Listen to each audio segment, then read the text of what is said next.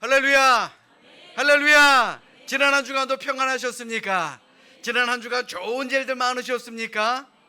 자, 우리 지난 한 주 날씨가 정말 변화무쌍했습니다. 기온도 오르락내리락 했고요. 그래서 그런지 건강 하나만큼은 제가 좀 자신 있다 생각했는데 목감기가 걸려서 참 힘든 한 주를 보냈습니다.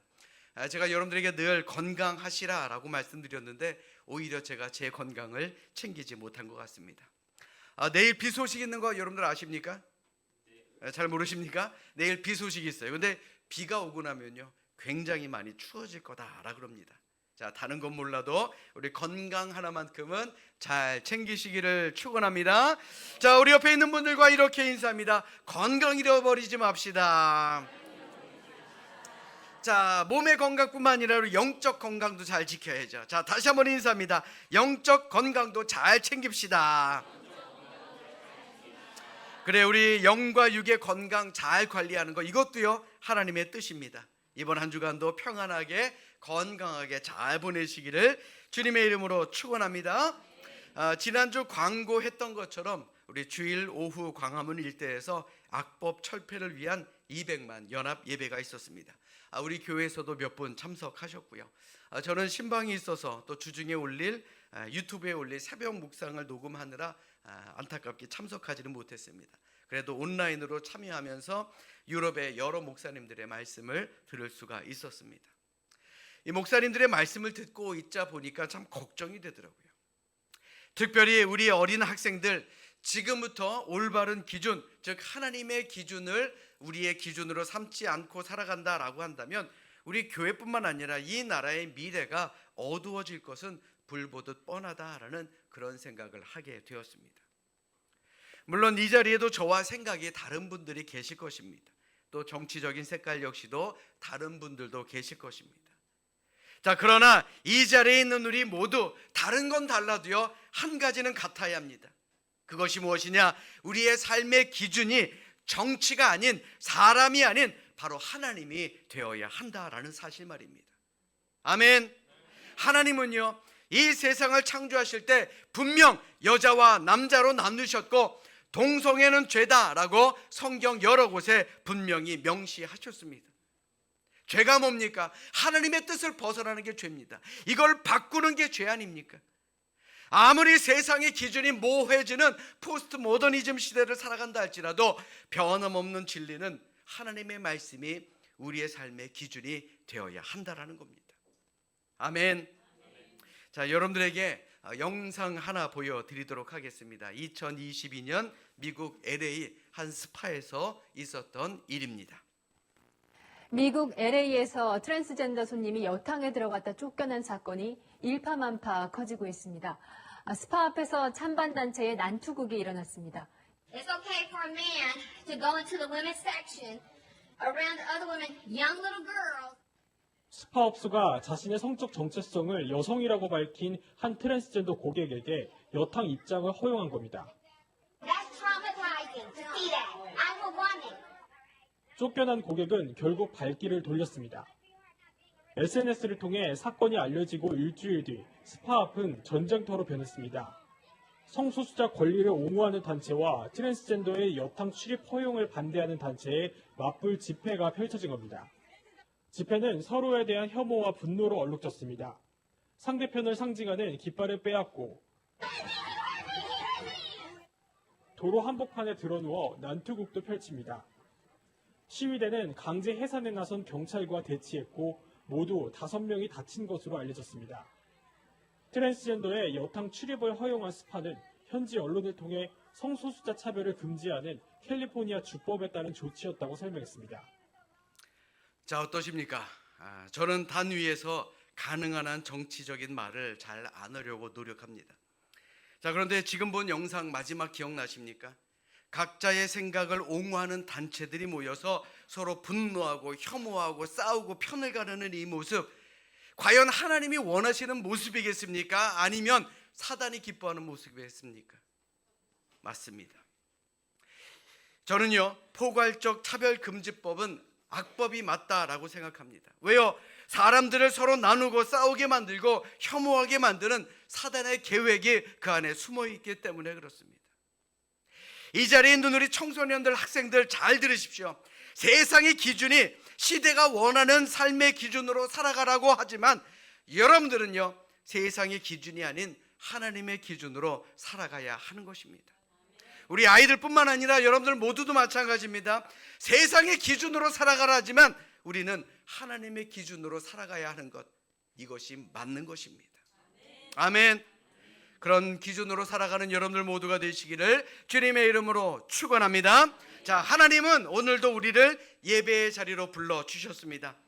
바로 예배가 하나님의 뜻이기 때문에 그렇습니다. 아멘. 자, 그러니 우리 성경을 높이 들고 우리의 믿음을 고백하도록 하겠습니다. 우리 성경을 높이 드십니다. 저는 예수 믿어 구원받았습니다. 저는 예수 믿어 하나님 자녀 되었습니다. 저는 예수 믿어 천국 백성 되었습니다. 하나님께서 선물로 주신 오늘 하나님 말씀으로 가르침을 받습니다. 눈을 열어 주의 법 안에 있는 놀라운 진리를 보고 깨닫게 하소서. 아멘으로 순종하여 하나님께 영광 돌리는 삶이 되게 하소서. 아멘. 그런 복된 삶을 살아가시기를 주님의 이름으로 축원합니다. 우리가 지금 막 고백한 신앙 고백 중 마지막이 뭐였습니까? 하나님께 영광 돌리는 삶이 되게 하소서 아닙니까? 자, 그런데요, 오늘 보면 31절의 말씀을 보십시오. 그러즉 너희는 먹든지 마시든지 무엇을 하든지 다 하나님의 영광을 위하여 하라. 지금 우리가 고백한 이 모습이요, 바로 사도 바울이 살아왔던 삶의 모습이었다라는 겁니다. 하나님의 영광을 위해 사는 것, 하나님께 영광 돌린다라는 말이 무엇입니까? 이거 복잡한 말이 아닙니다. 우리의 모든 생각을요, 하나님께 두고 살아가는 것, 그것을 의미합니다. 쉽게 말해, 내가 어떻게 하면 하나님을 기쁘시게 만들 수 있을까? 내가 어떻게 하면 하나님의 이름을 더 높이 올려드릴 수 있을까? 내가 어떻게 하면 하나님의 온전한 뜻을 이루며 살아갈 수 있을까? 우리가 이것을 늘 생각하며 하나님께서 기뻐하실 만한 일을 하며 살아가는 것, 그것이 바로 하나님께 영광을 돌리는 일이다라는 겁니다. 아멘. 자, 그렇다면 여러분들 어떠십니까? 여러분들 모두가 하나님의 영광을 위해 살아가고 계십니까? 자, 아멘 안 하시는 분들은 뭡니까? 자, 다시 한번 묻겠습니다. 하나님의 영광을 위해 살아가십니까? 감사합니다. 내가 뭐 때문에 살지, 내가 누굴 위해 살지, 이것이 아니고요, 우리는 분명한 삶의 목표가 있어야 합니다. 나는 하나님의 영광을 위해서 산다라고 말입니다. 그러니 아무리 어렵고 아무리 힘들어도요, 우리는 끝까지 인내하며 하나님의 뜻을 따라 살아가는 우리 모두가 되시기를 주님의 이름으로 축원합니다. 자, 오늘 본문 31절 말씀 우리 다 같이 또 합독하도록 하겠습니다. 자, 31절입니다. 시작. 그런즉 너희가 먹든지 마시든지 무엇을 하든지 다 하나님의 영광을 위하여 하라. 아멘. 요한복음 11장의 말씀에 보시면 예수님께서 나사로가 죽을 병에 걸렸다라는 소식을 듣게 됩니다. 그때 나사로의 두 누이 마르다와 마리아가 슬픔에 잠겨 사람을 예수님께로 보내게 됩니다. 이 소식을 들은 예수님이 뭐라고 말씀하십니까? 이 병은 죽을 병이 아니라 하나님의 영광을 위함이요, 하나님의 아들이 이로 말미암아 영광을 받게 하려 함이라 하시더라. 때로는요, 고난까지도 하나님께서는 우리를 통해 영광 받으시기 위해서 우리에게 연단을 주신다라는 겁니다. 우리가 이것을 알면 우리는 고난 가운데서도 승리할 수 있습니다. 왜요? 이 고난마저도 하나님의 영광을 드러내는 일이다라는 것을 우리가 믿으면요, 우리는 아무리 힘들고 어려워도 승리하는 삶을 살아갈 수 있기 때문에 그렇습니다. 아멘. 사랑하는 여러분, 우리 인생은 절대로 시시하지 않습니다. 하나님은 절대 우리에게 그냥 이렇게 힘들게 살다가 죽어버리면 그만인 그런 하찮은 존재로 우리를 만드시지 않았습니다.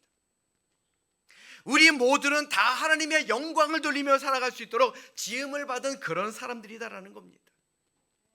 그러니 우리도 사도 바울처럼 무엇을 하든지 또 무엇을 먹든지 무엇을 마시든지 또 공부를 하든 사업을 하든 교회를 하든 다 하나님의 영광을 위해 살고 하나님의 영광을 위해 죽을 수 있는 그런 성도들이 되어야 할 줄로 믿습니다. 왜냐하면 우리는 독생자 예수 그리스도의 보배로운 피값으로 우리는 이미 하나님의 자녀가 되었기 때문에 그렇습니다. 아멘. 자, 우리 옆에 있는 분들 한번 바라보십시오. 자, 하나님의 자녀로 보이십니까? 이런데 아멘 안 하시는 분들은 큰일입니다. 자, 우리 따라서 합니다. 하나님의 영광을 위해 살겠습니다. 자, 우리 옆에 있는 분들 보면서 이 세상의 빛과 소금으로 살겠습니다. 그래, 우리 모두가 하나님의 영광을 위해 이 땅의 빛과 소금으로 살아가시기를 주님의 이름으로 축원합니다. 2005년 9월 1일 국민일보 겨자시에 이런 칼럼이 있었습니다. 관악교회 최낙중 목사님의 글인데 되게 좀 마음이 좀 짠합니다. 전문을 소개해드리자면 이러합니다. 뉴욕에서 부흥회를 마치고 목회자 10여 명과 함께 엠파이어 스테이트 빌딩의 마지막 층 커피숍에 갔다. 한 분이 최 목사님, 이 빌딩을 왜 102층으로 지은 줄 아세요? 라고 물었다. 내가 모른다고 대답하자 그가 친절히 설명해 주었다. 1620년 9월 7일 신앙의 자유를 찾아 66일 동안 대서양을 건너 신대륙 미국 플리머스 항구에 도착한 102명의 청교도들을 기념하기 위해서 102층으로 지었습니다. 라고 이야기를 했다는 것입니다. 그때 문득 평양 대동강변에 세워진 주체탑 생각이 났다. 첫 번째 평양을 방문했을 때 북한 당국자가 자랑스럽게 말했다. 이 주체탑을 2,550개의 돌로 25,550개의 죄송합니다. 제가 숫자를 좀 약해요. 25,550개의 돌로 세운 것은 김일성 주석이 세상에 태어나 살아온 날수 곧 70년에 365일을 곱한 숫자입니다. 라고 대답했다는 겁니다. 청교도들은 빌딩 하나를 세워도 창조주 하나님의 역사를 기념하지만 하나님을 믿지 않는 자들은 피조물인 사람을 기념한다. 그러므로 우리 그리스도인들은 말이나 일이나 무엇이든지 다 하나님의 영광을 위해서 해야 한다. 바로 이런 칼럼이었습니다. 자, 여러분들은 얼마나 하나님의 영광을 위해서 살아가고 계십니까? 자, 목사는요, 목사로서, 장로는 장로로서, 권사는 권사로서, 집사는 집사로서, 교사는 교사로서 우리가 존재하는 목적이 다 다르다라는 거예요. 그러나 한 가지는 확실합니다. 바로 하나님의 영광을 드러내기 위한 목적 말입니다. 아멘. 자, 이는 교회뿐만 아니라 가정도 마찬가지죠. 가정의 아버지가 존재하는 목적이 있습니다. 어머니가 존재하는 목적이 있죠. 아들은 아들로서, 딸은 딸로서 존재하는 이유와 목적이 반드시 있다라는 겁니다. 자, 그런데 그 목적에서 벗어나는 순간 우리의 가정과 일터 그리고 우리의 교회는 하나님께서 주신 목표와 목적을 잃어버리는 것 아니겠습니까? 자, 여러분들의 목표가 어디입니까? 여러분들의 목적이 무엇입니까? 우리의 목표는요, 바로 천국이 되어야 할 줄로 믿습니다. 그리고 우리의 목적은 하나님께 영광 돌려드리는 그런 삶을 살아가는 것, 그것이 우리의 목적이 되어야 할 줄로 믿습니다. 그러니 하나님께서 우리를 이 자리에 불러주신 만큼 어디에 있든 최선을 다해 하나님의 영광을 위해 살아가는 우리 모두가 되시기를 주님의 이름으로 축원합니다. 자, 그런데 오늘 본문 32절의 말씀 보십시오. 조금은 이해하기가 어려운 표현이 나옵니다. 유대인에게나 헬라인에게나 하나님의 교회에나 거치는 자가 되지 말라라고 말씀합니다. 이 거치는 자라는 말이 무슨 말입니까? 쉬운 성경에서 보면요, 걸림돌 같은 존재가 되지 말라라는 뜻입니다. 다시 말해서 사도 바울은 우리 성도들 사이에 서로가 서로에게 걸림돌이 되어서 하나님의 일을 방해하는 그런 일이 절대로 없어야 한다라는 것을 강조하고 있는 말씀입니다. 자, 여러분들이 무슨 일을 하든지 그 안에서 합력해야 된다는 겁니다. 여러분도 운동 잘하십니까? 저는요, 웬만한 운동 잘합니다. 근데 수영은 못하겠더라고요. 제대로 배운 적이 없어서 그런지 수영은 조금 어려워하는 운동입니다. 자, 그런데 한 번은 함께 수영을 하던 목사님께서 허목사, 몸에서 힘을 빼고 물 위를 살짝 넘어가면 쉬워. 그렇게 얘기하는 거예요. 아니, 지는 잘하니까 말이야 쉽죠. 아니, 힘 빼는 게 어디 그리 쉽나요? 힘을 빼면 가라앉을 것 같은데. 그런데 운동을 하거나 연주를 하거나 모든 것을 할 때 잘하기 위해서는 가장 먼저 힘을 빼는 게 중요하다라고 그럽니다. 그런데 신앙생활도 마찬가지입니다. 하나님의 일을 하는 것도 마찬가지입니다. 하나님의 일을 함에 있어서 목에 잔뜩 힘이 들어간 사람은 하나님께서 절대로 쓰시지 않는다라는 거예요. 오히려 하나님은 우리를 쓰실 때까지, 우리에게서 힘이 다 빠질 때까지 기다리시기도 하신다라는 겁니다. 그래도 힘이 안 빠지면 어떻습니까? 우리를 고난 속에 집어넣으셔서 우리를 연단하시기까지 하신다라는 거예요. 이런 과정을 통해 힘을 다 뺀 다음 하나님은 그제서야 우리를 사용하신다라는 겁니다. 그 대표적인 사람이 누굽니까? 바로 모세 아닙니까? 모세는 처음 40년은 내가 제일 대단한 줄 알고 살았던 사람입니다. 애굽의 궁중에서 바로의 아들로 살았으니 얼마나 기세가 등등했겠느냐라는 거죠. 얼마나 교만했던지 자기의 힘으로 동족을 구원하고자 그는 결심을 합니다. 그런데 어떻게 됩니까? 보기 좋게 실패하고 미디안 광야로 도망가게 됩니다.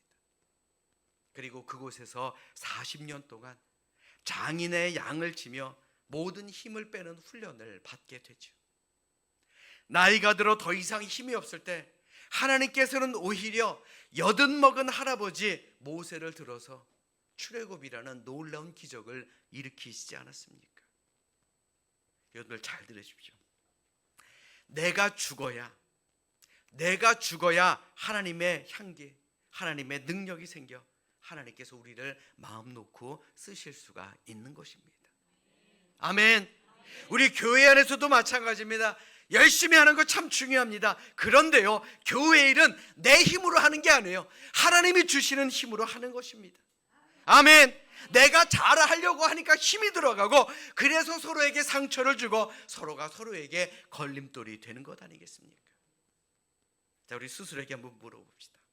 과연 나는 교회 일에 걸림돌이 되느냐? 아니면 합력하는 조력자로 살아가고 있느냐? 내가 다른 사람을 세우는 사람이냐? 아니면 넘어뜨리는 사람이냐? 내가 교회 안에 화평을 이루는 사람이냐? 아니면 풍파를 일으키는 사람이냐? 사도 바울의 삶을 한번 생각해 보십시오.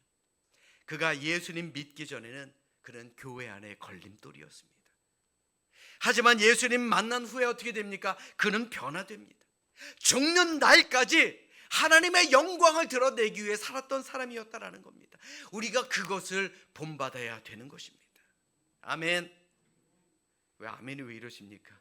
아멘. 자, 그러므로 바라기는 우리 성도인 우리 서로는요, 서로에게 걸림돌이 되지 말고 디딤돌이 될 수 있기를 주님의 이름으로 부탁드립니다. 힘든 일이 있을 겁니다. 어려운 일들도 있을 겁니다. 나를 죽여야 되는 게 얼마나 힘듭니까? 그러나 그것이 하나님의 영광을 드러내는 일이다라고 한다면 우리 서로가 서로에게 걸림돌이 아닌 디딤돌로 살아가는 우리 모두가 될 수 있기를 주님의 이름으로 간절히 축원합니다. 자, 오늘 본문 33절의 말씀에 보시면 사도 바울은 우리 성도들에게 마지막으로 권면의 말씀을 주고 있음을 보게 됩니다. 자, 우리 33절의 말씀 우리 같이 읽도록 하겠습니다. 함께 읽습니다. 시작. 나와 같이 모든 일에 모든 사람을 기쁘게 하여 자신의 유익을 구하지 아니하고 많은 사람의 유익을 구하여 그들로 구원을 받게 하라. 아멘. 우리 믿음의 성도는요, 내 이익보다는 다른 사람의 이익을 위해서 살아야 합니다. 그렇게 살아가야 하는 이유는 사도 바울이 뭐라고 말합니까? 바로 그들의 영혼 구원을 위해서. 우리가 때로는 손해봐야 되는 이유가 있습니다. 왜요? 그들의 영혼 구원을 위해서. 믿지 않은 사람들로 하여금 하나님의 품으로 그들이 돌아올 수 있도록 만들려면, 그들이 구원받을 수 있도록 만들려면 내가 다른 사람의 유익을 위해서도 일할 수 있어야 하는 것, 그것이 바로 진짜 사랑이다 라고 말하고 있는 것입니다. 예수님의 삶을 한번 생각해 볼까요? 예수님은 자신의 주장을 내세우거나 자신의 유익을 구하지 않으셨습니다. 겟세마네 동산에서 십자가를 앞에 두고 기도하셨을 때 예수님께서 뭐라고 기도하십니까? 하나님, 내 뜻대로 마시옵고 아버지의 뜻대로 하옵소서. 세상에 십자가 지고 싶은 사람이 어디에 있겠습니까? 그 고통의 시간을 어떻게 하면 견디겠느냐? 얼마나 두려웠겠습니까? 그런데 예수님은 내 뜻대로 마시옵고 아버지의 뜻대로 하옵소서라고 기도했습니다. 예수님은 철저하게 자신을 희생하셨습니다. 철저하게 헌신하는 삶을 사셨습니다. 우리를 위해서 모든 것을 버리셨고 머리에는 가시면류관을 쓰셨고 채찍에 맞으셨고 온갖 욕설과 조롱과 수치를 당하고 십자가까지도 지신 분입니다. 왜요? 우리에게 구원의 길을 열어주시려고. 사도 바울은 바로 이걸 말하는 것입니다. 우리 모두가 천국 백성 되게 만드시려고 예수님께서는 그 수치와 고통을 이겨내신 것입니다. 한마디로 예수님은 완전한 남을 위해 사는 그런 분이었다라는 겁니다. 사랑하는 여러분, 우리도 예수님처럼 살아야 하지 않겠습니까? 제가 뭐 되게 어려운 말을 드렸나 봐요. 여러분들 표정이 굉장히 어둡습니다. 자, 우리 옆에 있는 분들 한번 바라보십시오. 자, 그 얼굴에 예수님이 보이십니까? 감사합니다. 자, 지금 당장 안 보여도 괜찮습니다. 우리가 예수님처럼 살려고 노력하면 분명 우리의 얼굴에서는 예수님의 향기가 나게 될 줄로 믿습니다. 자, 우리 옆에 있는 분들과 이렇게 인사합니다. 예수님처럼 섬기며 살겠습니다. 그래요, 우리 모두가요, 우리 삼성교회 모든 성도들은 정말 서로가 예수님처럼 잘 섬기며 사는 우리 모두가 될 수 있기를 주님의 이름으로 축원합니다. 고린도전서 9장 19절에서 사도 바울은 이렇게 말합니다. 내가 모든 사람에게서 자유로우나 스스로 모든 사람에게 종이 된 것은 더 많은 사람을 얻고자 함이라. 사도 바울이 그 고난을 겪는 이유가 무엇입니까? 더 많은 사람을 얻고자, 더 많은 사람을 천국 보내고자 그는 그 고난과 어려움을 이겨냈다라는 거예요. 오늘 사는 우리에게도 바로 그런 모습이 필요합니다. 교회와 성도들이 나의 유익을 구하지 않고 다른 사람의 유익을 구하며 살아갈 때에 거기에서 감동이 나오고 거기에서 사랑이 나오고 거기에서 섬김이 나오고 거기에서 성령의 열매가 맺어지게 될 줄로 믿습니다. 그리고 그 안에서 구원을 이루는 그런 사람들이 늘어난다라는 것, 우리는 이것을 다시 한번 기억해야 할 줄로 믿습니다. 사랑하는 여러분, 사실 남을 섬기며 사는 것, 이거 쉬운 일이든가요? 정말 어려운 일입니다. 왜요? 내가 죽어야 하기 때문에, 내가 죽어야 되기 때문에 너무나도 어렵습니다. 예수님처럼 살려고 하다 보면 어려움도 있고요, 아픔도 있고 고난도 있습니다. 때로는 유혹이 오기도 하고 핍박이 몰려오기도 합니다. 어떨 때는 나는 남을 위해 살려고 노력했는데 누구 한 사람 나를 위로해 주는 사람이 없을 수도 있습니다. 예수님이 십자가를 질 때 생각해 보십시오. 제자 중에 누가 그 아래에 있었던 사람이 있었습니까? 다 도망갔죠. 그래도 포기하지 말라는 것입니다. 끝까지 참고 인내하라라는 것입니다. 우리가 참고 인내해야, 그래야 더 많은 사람들을 구원의 열차에 태울 수가 있기 때문에 그렇습니다. 아멘. 아멘. 그러므로 우리 모두가 먹든지 마시든지 무엇을 하든 하나님의 영광을 위해 살아가는 우리 모두가 될 수 있기를 주님의 이름으로 간절히 축원합니다. 뿐만 아니라 우리 교회 안에서 걸림돌 되지 맙시다. 오히려 디딤돌이 되어서 더 많은 사람들을 구원의 자리로 이끌 수 있는 그런 하나님의 자녀들로 살아가시기를 주님의 이름으로 간절히 축원합니다. 여러분들 처음 예수 믿었을 때의 그 마음 아직까지도 가지고 계십니까? 그 마음 꼭 붙드십시오. 우리가 처음 가졌던 그 소망, 천국에 대한 소망 잃어버리지 마시고, 우리 이 자리에 있는 우리 모두 한 분도 빠짐없이 마지막까지 흔들리지 않고 마지막까지 승리하며 우리 모두가 천국 백성으로 믿음 안에서 승리하며 살아가는 우리 모두가 될 수 있기를 이 시간 주님의 이름으로 간절히 축원합니다. 축원합니다.